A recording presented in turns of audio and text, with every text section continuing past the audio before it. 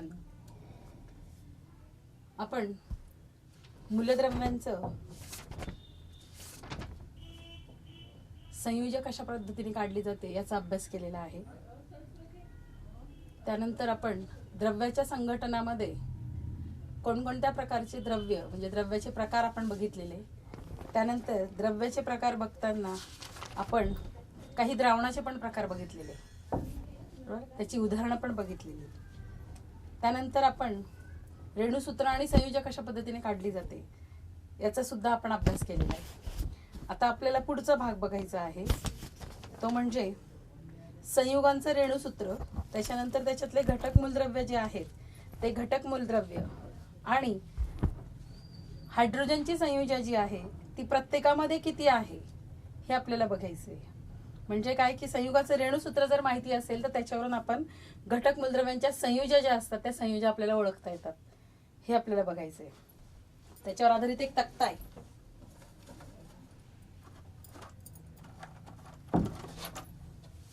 तो तक्ता बघूया आपण. पान नंबर 46 वर तुम्हाला एक तक्ता दिलेला आहे.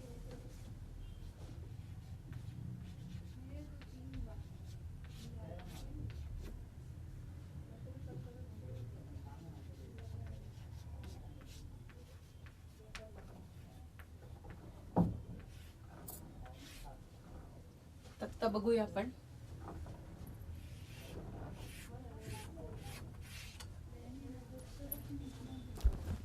पहिल्यांदा आपण संयुगाचं रेणुसूत्र बघूया तक्त्यामध्ये.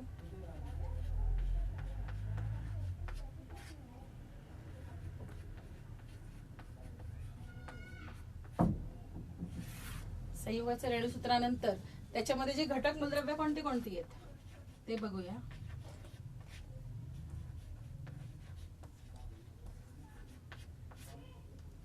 घटक मूलद्रव्यांपैकी हायड्रोजनची संयोजा किती आहे हे आपण बघूया.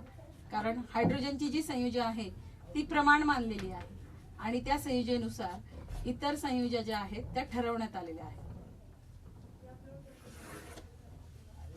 याचा डिटेल अभ्यास तुम्हाला 10वीला करायचा आहे.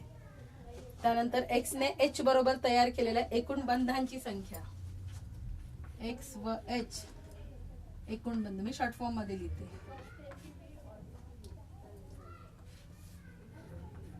एकूण बंध संख्या. त्यानंतर पुढे लिहायचंय तुम्हाला एक्स ची संयोजा.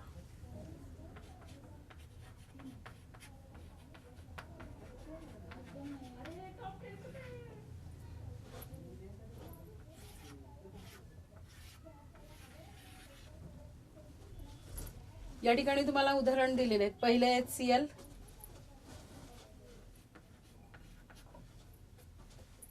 HCl मध्ये घटक मूलद्रव्य जे आहेत ती कशा पद्धतीने, मग त्याच्यामध्ये दोन प्रकार आहेत. एक म्हणजे हायड्रोजन आणि दुसरं जे घटक आहे त्याला एक्स असं नाव दिलेलं आहे. आता HCl मध्ये दोन घटक मूलद्रव्य दिसत आहेत तुम्हाला, एक म्हणजे हायड्रोजन आणि दुसरं क्लोरीन, बरोबर. त्यानंतर एक्स ने एच बरोबर एच ची संयोजा या ठिकाणी किती आहे, एक. एच ची संयोजा प्रत्येक ठिकाणी एकच असते, लक्षात ठेवा. आणि एक्स आणि एच एकूण बंध संख्या किती बंध आहे याच्यामध्ये, एकच बंध आहे. आणि एक्स ची संयोजा किती येईल, एक असेल, त्यावेळेला एक्स ची संयोजा सुद्धा कशी असेल, एकच असेल. आता ती ऋण की धन हा भाग आपण नंतर बघूया. जेव्हा तुम्ही 9वीला जाल त्यावेळेला तुम्हाला आहे त्या ठिकाणी. दुसरं घटक मूलद्रव्य आहे H2O. मग सगळ्यांना ठाऊक आहे H2O म्हणजे, त्याच्याशिवाय आपण जगू शकत नाही. याच्यामध्ये किती आहेत, घटक मूलद्रव्य आहे पहिलं हायड्रोजन, दुसरं आहे ऑक्सिजन. हायड्रोजनची संयोजा या ठिकाणी काय झाली आहे, एकच आहे. लक्षात घ्या, हायड्रोजनची संयोजा एकच आहे, फक्त बंधांची संख्या वेगळी येते. हायड्रोजनची संयोजा एक. किती बंध आहेत, मग 2 आहेत ना, म्हणून एक्स आणि एच मध्ये एकूण बंध संख्या किती झाली, ही 2. आणि त्यानंतर एक्स ची जी संयोजा आहे ती किती होईल, मग 2. येते लक्षात तुमच्या. हा खूप महत्वाचा भाग आहे. हा जर तुम्ही व्यवस्थितरित्या शिकलात तर तुम्हाला पुढच्या वर्षी 9वीला जे रासायनिक बंधाचे प्रकार आहेत, रासायनिक अभिक्रिया म्हणजे काय असते, रासायनिक अभिक्रियांचे प्रकार कोणते कोणते असतात, याची सगळी माहिती तुम्हाला 9वी आणि 10वीला मिळवायची. तिसरा संयोग आहे ते म्हणजे H2S. याच्यात सुद्धा घटक मूलद्रव्य हायड्रोजन, दुसरं आहे सल्फर. हायड्रोजनची संयोजा 1, X आणि H बनते. हायड्रोजनचे किती आहेत? 2. आपोआप S चे सुद्धा किती असतील? 2. त्याच्यानंतर पुढचा आहे NH3, अमोनिया म्हणतो आपण त्याला, NH3. आता या ठिकाणी घटक मूलद्रव्य कोण आहे? नायट्रोजन, दुसरा हायड्रोजन. हायड्रोजनची संयोजा जी आहे ती एकच, पण X आणि H चे किती बंध आहेत? 3. बरोबर, म्हणून X ची संयोजा किती झाली? 3. हे लक्षात घ्या, जेवढे बंध असतील तेवढी त्याची संयोजा होत असते. त्याच्यानंतर पुढचं आहे HBr.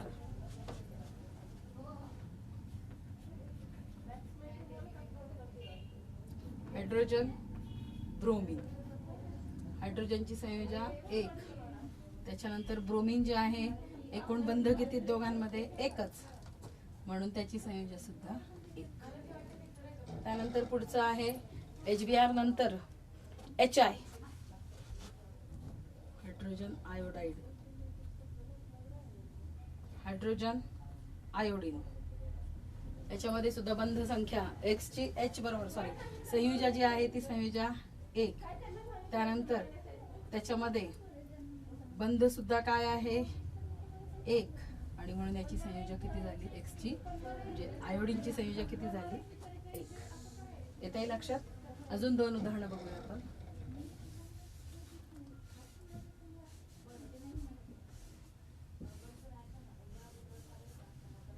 पुढचं उदाहरण आहे NaH आणि CH4. NaH, या ठिकाणी सोडियम, दुसरा आहे हायड्रोजन. सोडियम जे आहे त्याच्यामध्ये आपण हायड्रोजनची संयोजा जी घेतली ती एकच. X आणि H मध्ये किती बंध आहेत? 1, म्हणून Na ची सुद्धा 1. त्यानंतर CH4,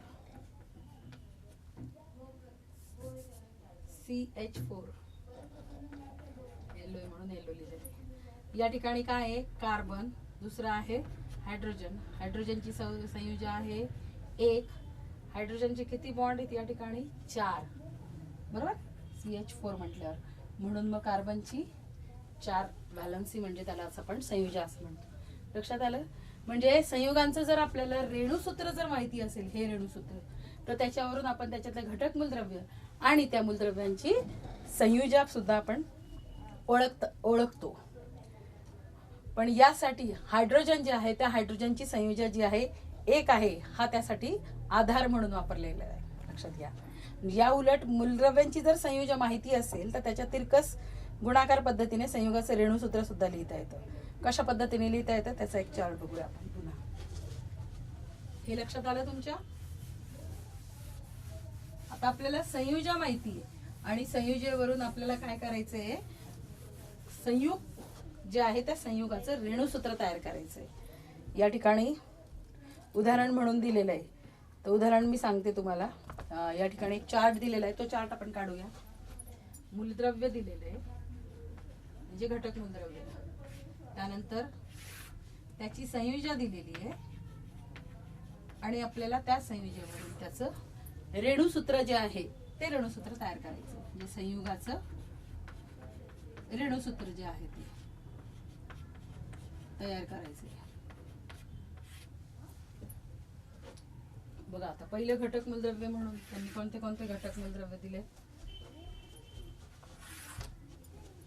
पहिलं आहे C आणि H, कार्बन. कार्बन आहे 4, हायड्रोजन आहे 1. यांचा काय करायचा?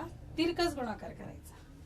म्हणजे याने याला गुणायचं आणि याने याला गुणायचं. काय झालं? C×1, या ठिकाणी स्पष्टीकरण करून दाखवते. C×1 बरोबर C, H×4 बरोबर इथं 1C आणि H4. आलं लक्षात? मग या ठिकाणी रेणूसूत्र तयार होतं तुम्हाला CH4. येतंय लक्षात? इतकं सोपं असतं. त्यानंतर दुसरं उदाहरण दिलंय त्यांनी, N3H1. N संयोजक 3 H 1 सेम. N ने H ला गुणायचं, H ने 3 ला गुणायचं. काय होईल? N into 1 is equal to N. Then H into 3 is equal to H3. And then we get, मग आपल्याला मिळतं ते म्हणजे NH3.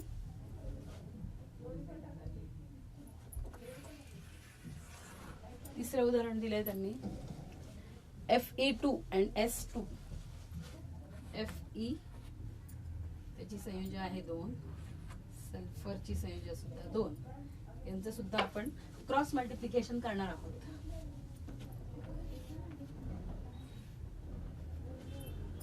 काय होईल? 2 into Fe, Fe into 2 is equal to काय येईल? Fe2 बरोबर.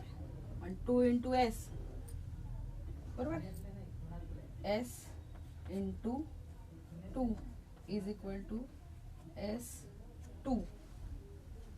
आता या ठिकाणी काय होईल? Fe दोघांची संज्ञा 2Fe आणि हे जर असेल तर त्याचं सूत्र जे आहे ते कसं होईल माहिती आहे तुम्हाला? Fe2S2. लक्षात? अशा पद्धतीने हे सूत्र तयार होतं. Fe2S2 ferrous sulphide.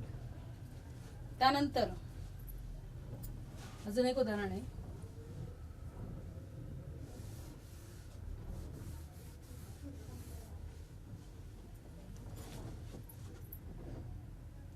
त्याच्यानंतर आहे पुढचं C आणि O. C carbon 4 oxygen 2.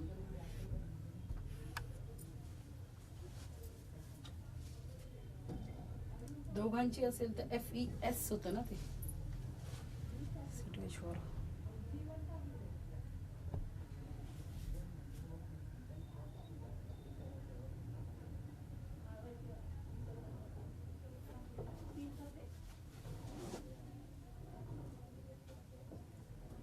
दोनने याला भागून मिळालेलं. आता या ठिकाणी काय करायचं माहिती का? याच्यामध्ये फक्त हायड्रोजन असेल तर आपण जसंच्या तसं लिहितो. पण विदाउट हायड्रोजन जर एखादा संयोग असेल, लक्षात ठेवा, ज्यामध्ये हायड्रोजन नसेल असं जर संयोग असेल तर त्याच्या संयोजने त्याला पुन्हा भागायचं. या ठिकाणी संयोजक किती? त्यांची 2 सारखी आहे. मग संयोजने याला भागलं तर काय येतं तुमचा आन्सर? FeS. लक्षात ठेवा. लास्ट सेम त्याच पद्धतीने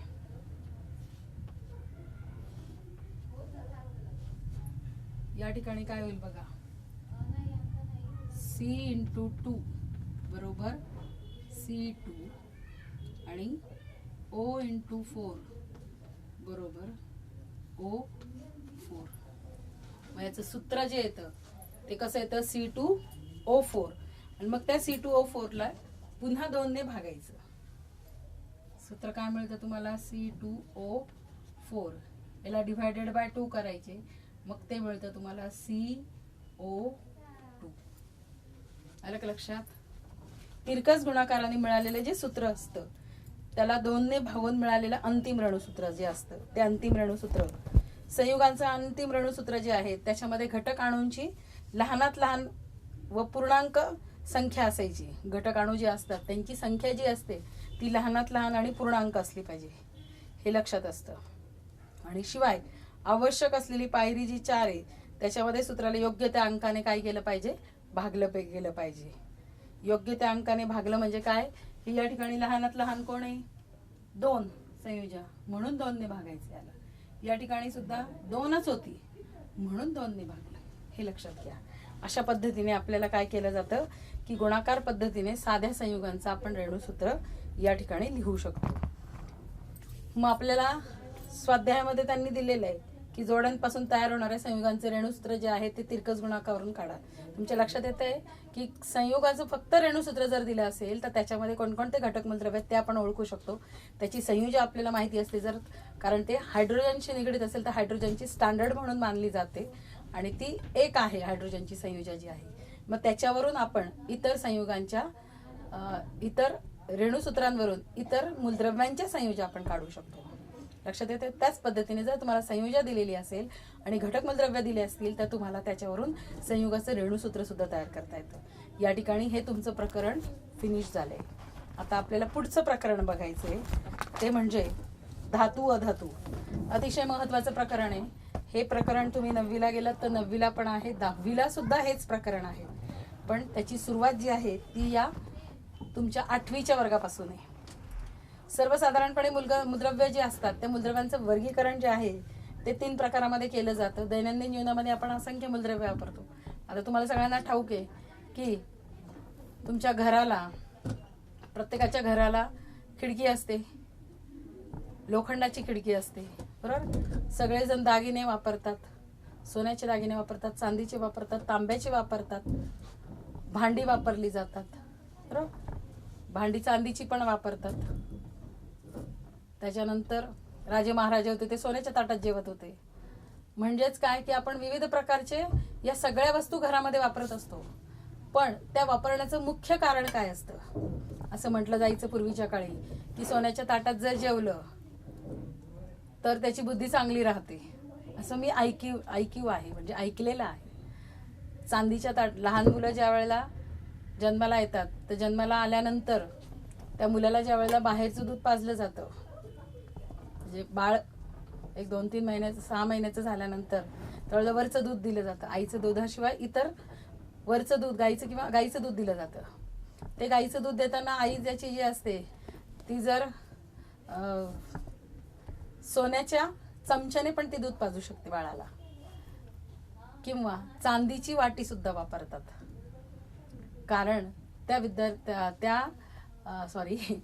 त्या बाळाचे स्मरणशक्ती चांगली राहावी म्हणून सोन्याच्या किंवा चांदीच्या ताटात जेवलेलं चांगलं असं म्हटलं जातं. आता तुम्ही मागे लागायचं नाही की माझी स्मरणशक्ती चांगली राहावी म्हणून मला रोज सोन्याच्या ताटात जेवायला देत जा किंवा चांदीच्या ताटात जेवायला देत जा. हे दिवस राहिलेले नाहीत आता. ज्यावेळेला लहान असतात त्यावेळेला ते आई त्या बाळाला की जेणेकरून सोन्या चांदीच्या जर वस्तू वापरल्या गेल्यात तर आपलं शरीर जे असतं, चांदी हे थंड मानलं जातं. आपल्या शरीरातली उष्णता बाहेर पडण्यासाठी चांदीचा वापर केलेला असतो. लक्षात घ्या. त्यांच्या गुणधर्म काय आहेत या धातूंचे तेच आपल्याला बघायचे. त्यासाठी जगातल्या सर्व वस्तू किंवा पदार्थ जे आहेत ते मूलद्रव्य संयुगे किंवा त्यांच्या मिश्रणापासून बनलेले असतात. शास्त्रज्ञांनी सर्व मूलद्रव्यांचं सर्वसाधारणपणे 3 गटांमध्ये वर्गीकरण केलंय. कोणते कोणते 3 गट ते आपण बघूया. पण लक्षात घ्या आपल्याला हे पुढचं प्रकरण आहे, प्रकरण क्रमांक 7. 6वं प्रकरण आपण बघितलेलं आहे. आता प्रकरण 7 जे आहे अतिशय सोपं प्रकरण आहे. लक्षात घ्या.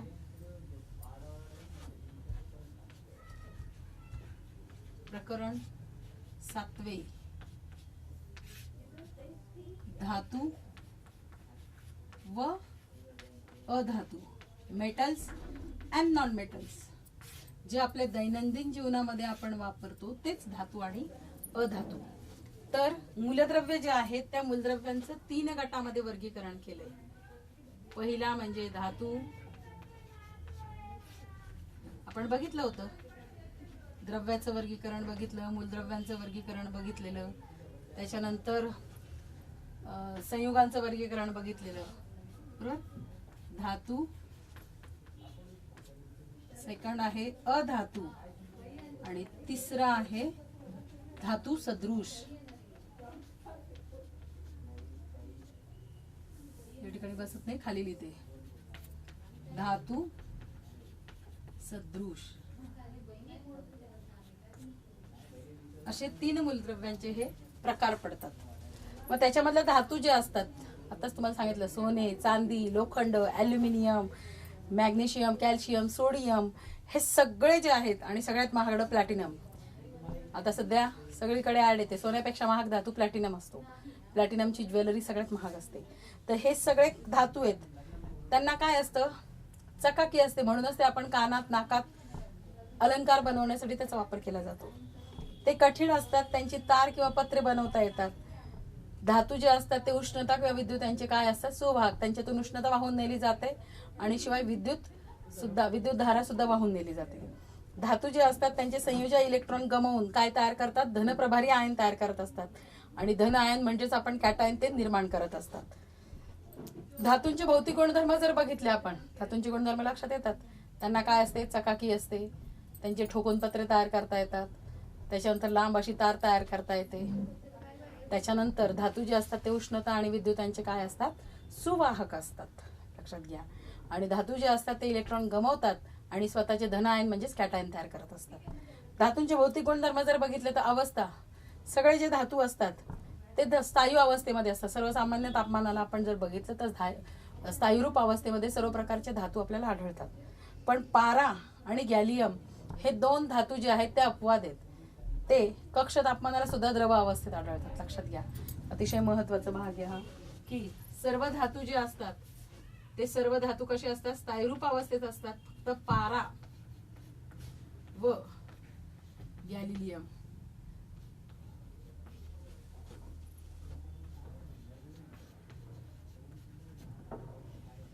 हे जे दोन धातू आहेत, हे धातू कक्ष तापमानाला म्हणजे सर्वसामान्य तापमानाला द्रव अवस्थेत आढळतात. बाकीचे सर्व धातू जे असतात ते स्थायूरूप अवस्थेत आढळतात, द्रव अवस्थेत आढळतात.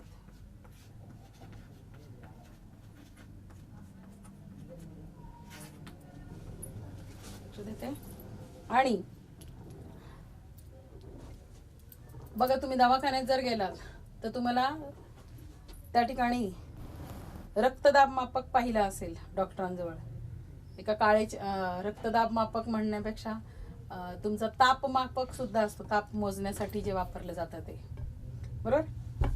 तर एका काचेच्या नळीमध्ये एक राखाडी रंगाचा द्रव असतो. तो जो द्रव असतो तो कोणता असतो, तो पारा असतो, लक्षात घ्या. कोणता असतो, पारा असतो, लक्षात ठेवा. गॅलियम लिहिलं का, सॉरी, गॅलियम. ते गॅलिलिओ वरून आठवलं, ऍक्च्युली त्याच्यावरूनच हे नाव ठेवण्यात आलेलं आहे.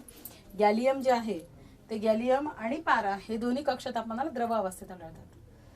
तर ज्या वेळेला डॉक्टरांकडे जातात तर ते टेम्परेचर चेक करण्यासाठी राखाडी रंगाचा जो द्रव भरलेला असतो त्याच्यामध्ये, तो द्रव म्हणजे काय असतो, तो पारा भरलेला असतो, लक्षात घ्या.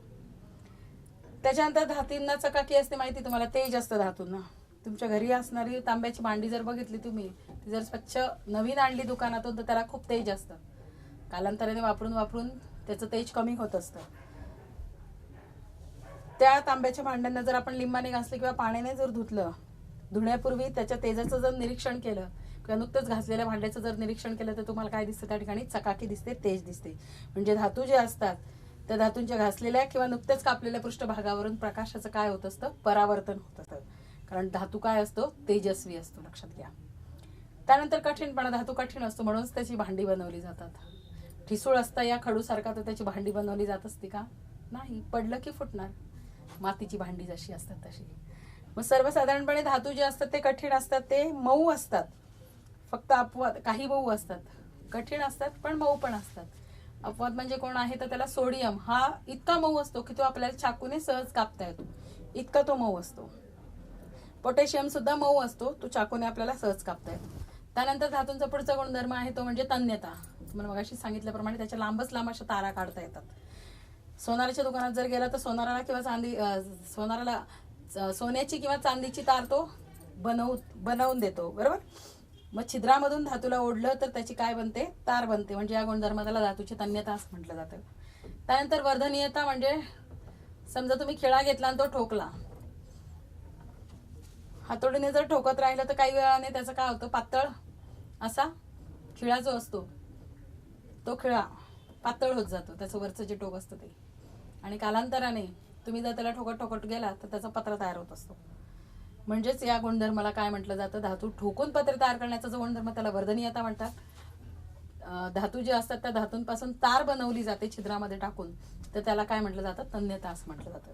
त्यानंतर उष्णतेचं वहन आपण बघितलं की समजा तांब्याची पट्टी घेतली किंवा लोखंडाची कढई आहे, चमचा आहे लोखंडाचा, तो चमचा जर एखाद्या भाजीत टाकला तर त्यावेळेला काय होतं, जसं उष्णतेचं वहन होतं, आधी खालचं टोक गरम होतं आणि नंतर उष्णता काय केली जाते, वाहून नेऊन वरचा चमच्याचा दांडा सुद्धा गरम होत असतो. म्हणजे एका टोकापासून दुसऱ्या टोकापर्यंत काय होत असतं, उष्णतेचं वहन केलं जातं. मग धातू उष्णतेचे सुवाहक असतात. चांदी, तांबी आणि अल्युमिनियम जे असतात ते उष्णतेचे उत्तम वाहक म्हणून मानले जातात. लक्षात घ्या, चांदी, तांबे आणि अल्युमिनियम हे धातू म्हणून घरात जी भांडी वापरली जातात, कारण आपल्याला उष्णता पाहिजे असते ना, म्हणून तांब्याची किंवा अल्युमिनियमची भांडी वापरली जातात. चांदीची भांडी आता आपण वापरू शकत नाही म्हणून, कारण महाग आहे म्हणून, तर आपण तांबे आणि अल्युमिनियमची भांडी घरात वापरले जातात. त्यानंतर विद्युत वहन, विजेचे तारा जे बनवले जातात त्या विजेच्या तारा बनवण्यासाठी सुद्धा या धातूंचा वापर केला जातो, कारण धातू हे उत्तम विजेचे सुवाहक मानले जातात. मग त्याच्यामध्ये फक्त एकमेव असा धातू येतो म्हणजे शिसे. हा एकमेव धातू जो आहे तो उष्णता आणि वीज यांचा सुवाहक नाही. लक्षात घ्या, शिसे, त्याला प्लंबम असं म्हटलं जातं लॅटिन भाषेमध्ये. त्या शिसे जे असतं ते शिसं हे उष्णता आणि विद्युत यांचे काय असतात, ते दुर्वाहक म्हणून वापरले जातात, कारण त्यांच्यातून उष्णता पण वाहून नेली जात नाही आणि शिवाय त्यांच्यातून विद्युत वहन सुद्धा होत नाही. त्यानंतर घनता, धातूंची घनता जर बघितली आपण तर ती सर्वात जास्त असते. आपण जर पाण्यात धातू टाकला तर तो तळाशी जाऊन बुडतो. फक्त याच्यामध्ये कोण आहे तर सोडियम आणि पोटॅशियम जर बघितलं आपण तर सोडियम आणि पोटॅशियम, लिथियम यांची घनता जी आहे ती पाण्यापेक्षा सुद्धा कमी आहे. म्हणजे पाण्यावर ते काय होईल, तरंगेल, पाण्यामध्ये बुडणार नाही, तळाशी जाणार नाही. लिथियमची जर घनता बघितली आपण तर ती 0.53 ग्रॅम पर सेंट्रिक क्यूब, आलं लक्षात, एवढी लिथियमची घनता असते. त्यानंतर द्रवणांक आणि उत्कलनांक, म्हणजे धातूंना आपण उष्णता दिली तर त्याचं रूपांतर कशामध्ये होते, स्थायूचं रूपांतर उष्णता दिल्यानंतर द्रवात होतं, द्रवाचं परत उष्णता दिलं तर त्याचं वायूत रूपांतर होतं, बरोबर. म्हणून त्याचा द्रवणांक आणि उत्कलनांक जर बघितला तर तो अतिशय उच्च असतो. फक्त याला अपवाद कोण आहे तर Hg म्हणजे पारा, सोडियम आणि पोटॅशियम, सोडियम, पोटॅशियम, त्यानंतर मगाशी बघितलेला गॅलियम, गॅलियम, Hg म्हणजे पारा, पारा, गॅलियम, त्यानंतर सोडियम आणि पोटॅशियम हे जे धातू आहेत या धातूंचं द्रवणांक आणि उत्कलनांक काय आहेत, कमी असतात.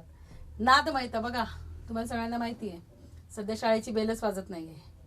आता शाळेची जी बेल आहे, घंटा पाहिलेली असेल, मंदिरातली पण घंटा पाहिली असेल, मंदिरातल्या घंटा वाजू लागल्या पण शाळेच्या घंटा अजून वाजवायला वेळ आहे.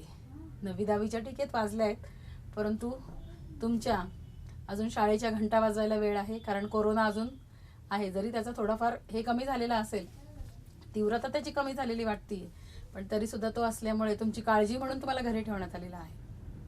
म्हणून तर तुम्हाला आपल्या शिक्षा समूह आणि हिंद सेवा मंडळ यांनी जो उपक्रम केलेला आहे त्या उपक्रमांतर्गत तुम्हाला सगळ्यांना घरबसल्या अभ्यास करता यावं म्हणूनच हा उपक्रम आपल्या हिंद सेवा मंडळाने आणि शिक्षा समूहाने तयार केलेला आहे. आणि या उपक्रमांतर्गतच तुम्हाला सगळ्यांना शिक्षणाच्या प्रवाहात आणणं हे एकमेव ध्येय आपल्या हिंद सेवा मंडळाचं आहे. आणि ते ध्येय नक्कीच तुम्ही सर्वजण पूर्ण करणार आहात, त्यासाठी मदतगार म्हणून आम्ही आहेत. असो, नादमयता, शाळेची घंटा माहिती असेल तुम्हाला, त्या घंटेवर जर टोल मारला तर त्याचा आवाज होत असतो, म्हणजे त्याला आपण नाद असं म्हणत असतो. की तुमच्या शाळेची घंटा कोणत्या धातूची आहे, आपण बघितले पितळाची घंटा असते.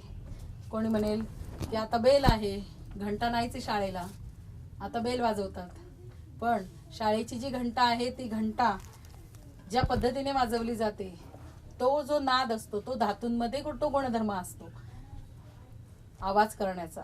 खाली पडल्यावर त्याचा आवाज होतो, नाणं जर टाकलं तुम्ही तर त्याचा आवाज होतो, कॉईन पडल्यावर लगेच तुमच्या लक्षात हा 1चा कॉईन आहे, 2चा. काही जण ते त्याच्या आवाजावरून सुद्धा ते ओळखतात की 1चा कॉईन पडला, 2चा कॉईन पडला, बरोबर, किंवा 5चा कॉईन पडला, 5चा ठोकळा पडला असं म्हणतात तुम्ही. तर नादमयता हा सुद्धा धातूंचा गुणधर्म आहे. लक्षात घ्या, धातूंचे गुणधर्म आपण कोणते कोणते बघितले. सर्वप्रथम बघितला धातूंचा जो गुणधर्म आहे तर स्थायीरूप असतात. सर्व धातू जे असतात कक्ष तापमानाला स्थायीरूपात असतात, परंतु धातू जे असतात तर त्याच्यामध्ये अपवाद म्हणून पारा आणि गॅलियम हे जे 2 धातू आहेत, हे 2 धातू कक्ष तापमानाला द्रवरूप अवस्थेत आढळतात.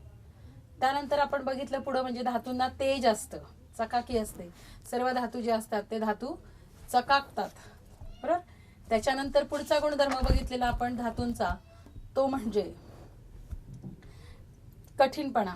सर्व धातू जे असतात ते कठीण असतात, फक्त त्याच्यामध्ये आपण बघितलेलं ते म्हणजे सोडियम आणि पोटॅशियम हे काय असतात, मऊ असतात, हे आपण बघितलेलं. त्यानंतर धातूंची तार ओढली जाते, म्हणजे तन्यता हा गुणधर्म धातूंना असतो. त्यानंतर आपण बघितलेले धातू जे असतात त्या धातूंना वर्धनीयता, म्हणजे त्यांचे ठोकून पातळ पत्रे तयार केले जातात.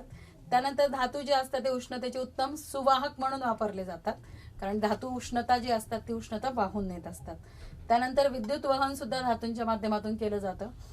त्याच्यानंतर आपण उष्णतेचे सुवाहकांमध्ये आपण बघितलं की चांदी, ॲल्युमिनियम आणि तांब हे अतिशय उत्तम सुवाहक म्हणून वापरले जातात, म्हणून भांडी त्याची तयार केली जातात. त्यानंतर विजेच्या तारा बनवण्यासाठी सुद्धा धातू जे असतात त्या धातूंचा उपयोग केला जातो, कारण धातू हे विजेचे काय म्हणतात, सुवाहक असतात, त्यांच्यातून विद्युत धारा वाहून नेली जाते. आणि घनता जर बघितली तर धातूची घनता जी असते ती घनता ही पाण्यापेक्षा जास्तच असते, म्हणजे जास्तच असते. फक्त अपवाद जो आहे तो म्हणजे सोडियम, पोटॅशियम आणि लिथियम. लिथियमची घनता तर 0.53 milligram 0.53 gram per centimetre cube अशी असते.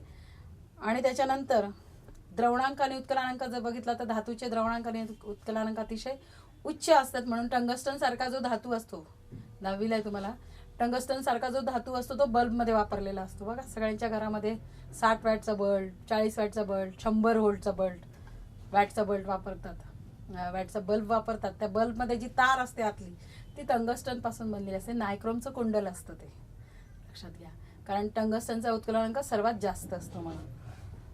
तर धातूंचे उत्कलांक आणि द्रवणांक सुद्धा जास्त असतात.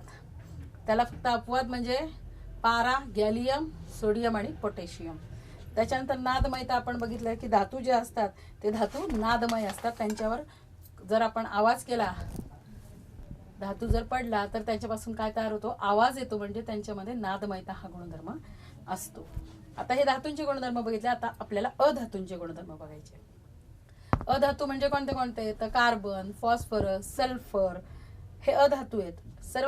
सामान्यपणे जर बघितलं तर स्थायू जे असतात, सर्वसाधारणपणे स्थायू जे असतात, स्थायू अधातू जे असतात ते ठिसूळ असतात आणि त्यांना चकाकी नसते. अधातूंचे भौतिक गुणधर्म जर बघितले तर त्यांच्यामध्ये भौतिक अवस्थेमध्ये सर्व सामान्य तापमानाला अधातू जे असतात ते स्थायू, द्रव आणि वायू अशा तिन्ही रूपात आढळतात. धातू जे असतात फक्त स्थायू रूपात आढळतात आणि 2 धातू जे असतात ते द्रव रूपात आढळतात सर्वसामान्य तापमानाला. परंतु अधातू जे असतात ते अधातू स्थायू, द्रव आणि वायू या तिन्ही अवस्थांमध्ये आढळत असतात. स्थायूमध्ये जर बघितलं तर कार्बन, सल्फर आणि फॉस्फरस. द्रवरूप मध्ये जर बघितलं तर ब्रोमीन हा द्रवरूप धातू अधातू आहे. त्यानंतर वायुरूप जर बघितलं तर हायड्रोजन, नायट्रोजन, ऑक्सिजन, क्लोरीन हे सर्व जे आहेत ते वायुरूप आहेत. त्यानंतर चकाकी, अधातूंना चकाकी नसते, फक्त त्याला अपवाद जे आहे तो म्हणजे हिरा आणि आयोडीनचे स्फटिक. आता हिरा जो आहे तो अधातू नाहीये, परंतु तो अधातूचं अपरूप आहे.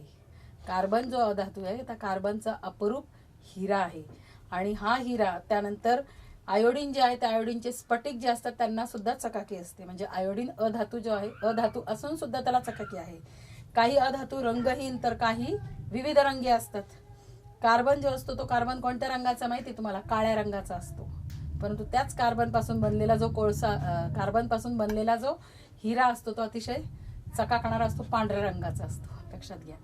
त्यानंतर ठिसूळपणा जर बघितला आपण तर कोळसा जर हातात घेतला, तुम्ही त्याला प्रेस केलं तर तो काय होतो, ठिसूळ असल्यामुळे लवकर त्याचा भुगा होत असतो. स्थायीरूप अधातू जे असतात ते ठिसूळ असतात आणि काही अधातू जे आहेत ते मऊ असतात. फक्त याच्यात अपवाद हिराच आहे. कार्बनचा अपरूप आहे ते, पण तो सर्वात कठीण आहे, म्हणून काच कापण्यासाठी या हिऱ्याचा वापर केला जातो. काच कापण्यासाठी हिरकाणी वापरली जाते, कारण तो अतिशय कठीण असतो. त्याच्यानंतर तन्यता आणि वर्धनीयता जर बघितलं तर अधातू हे काय असतात, तंतुक्षम नसतात आणि वर्धनीय सुद्धा. त्यांचं काय ठोकून पत्र तयार करता येत नाही किंवा कोळशापासून तार बनवली जात नाही, हे लक्षात घ्या. उष्णता आणि यांचं विद्युत वहन बघितलं तर अधातू उष्णतेचे आणि विद्युत वहनाचे काय असतात, दुर्वाहक असतात. त्यांच्यातून उष्णता आणि विद्युत वहन केले जात नाही. फक्त याला अपवाद आहे तो दुसरा अपवाद कार्बनचा, तो म्हणजे ग्राफाइट. ग्राफाइट जो असतो तो ग्राफाइट हा विजेचा उत्तम सुवाहक आहे आणि तो कार्बनचाच अपरूप आहे. हिरा अतिशय कठीण असतो, हिऱ्याला चकाकही असते, तो कार्बनचा अपरूप. ग्राफाईट जे आहे ते ग्राफाईट सुद्धा काय असतं, विजेचं उत्तम सुवाहक मानलं जातं, पण तो कार्बनचाच अपरूप आहे, लक्षात घ्या. त्यानंतर घनता, अधातूंची घनता ही कमी असते. द्रवणांक आणि उत्कलनांक जर बघितलं तर ते सुद्धा अधातूंचे काय असतात, कमी असतात. अपवाद फक्त याला कोण आहे तर कार्बन आणि बोरॉन. धातू सदृश, आर्सेनिक आपण दुसरा अधातू बघितलेले, अधातूंचे गुणधर्म बघितलेले.